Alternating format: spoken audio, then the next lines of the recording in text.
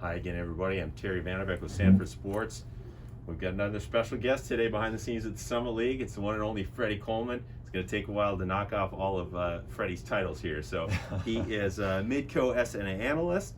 He is the director of the Sanford Power Basketball Academy in Fargo. He's a former North Dakota State player, former North Dakota State coach. So this is like a family reunion for you, Freddy, being here. It's awesome. This is really cool because I've played in this tournament, I've coached in this tournament, and to kind of be behind the scenes a little bit, kind of doing the analysis stuff, and just kind of seeing everything as a whole, right? As a player, as a coach, and now from a media perspective, it's really cool to kind of sit back and take it all in. Yeah, so let's talk about this. Your first season with Midco Sports Network. You've been doing a lot of games this weekend. You're doing all the pregame, halftime, postgame stuff. A lot of basketball. You're used to coming in and doing the one game kind of, right? As a player, coach, and being gone. You were joking last night about being tired.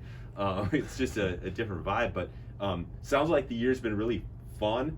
I've heard great things about the work you're doing as well. What's year one been like being on the media scene? It's awesome. It's so fun, right? And especially preparing for the Summit League tournament. There's so many teams in this tournament that you have to know a little bit about everybody, right? For sure.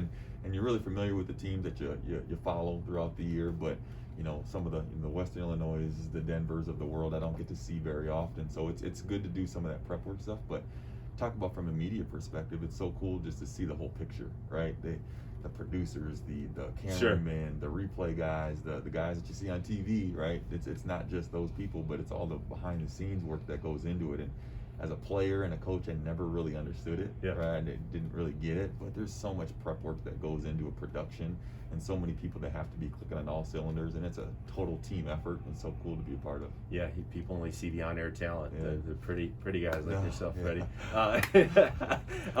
What have you learned? I don't want to say learned anything about the game, but again, it's different watching through the media lens than the coach lens versus the player lens. And if so, is it anything that translates over into teaching basketball skills?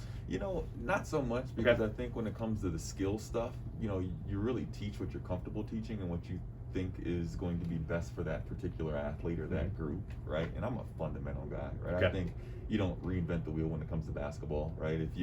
I tell kids this: if you want something fun or cool to do, go home and chart the shots that you watch in a game, and chart how many step backs and Euro steps you see, right? And then chart how many are made, and then see how many are made inside of 5 seconds of a shot clock, right? So it's just like a lot of kids see some of that appeal of the cool stuff that's on Instagram, but at the end of the day, the nuts and bolts, the meat and potatoes of basketball is coming to jump stops, doing things over and over and over again the right way, consistently, and building good habits, right? So I think those are the things that we teach from a basketball academy perspective. That doesn't really translate to the analysis stuff.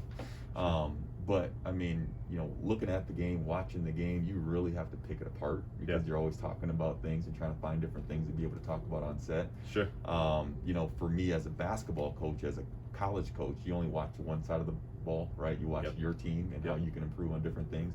Now watching both teams, it's a little bit different, watching what they're doing offensively and defensively at the same time, why something worked, why something didn't work. So it's a little bit adjustment that way, but I'm used to breaking down film for hours and hours and hours, so it's kind of fun to kind of get back into the coaching perspective of it. Yeah, and last thing, speaking of the Summit League, is how has the either the type of play, the level of play, how's the league changed in the time that you were first a player and then a coach in the league, now that you've been out of it for a few years? It's just so well balanced. The league continues to grow with talent. There's always been talented players in this league, from the top down, but how the game's just evolved. Basketball has turned into a positionless game. You got guys, you got girls that are, quote unquote post players, bringing the ball up and shooting threes now. Versus before, when I played, the 6'10" guys are setting ball screens and rolling to the basket, right? So the game has changed over the last 10, 15 years.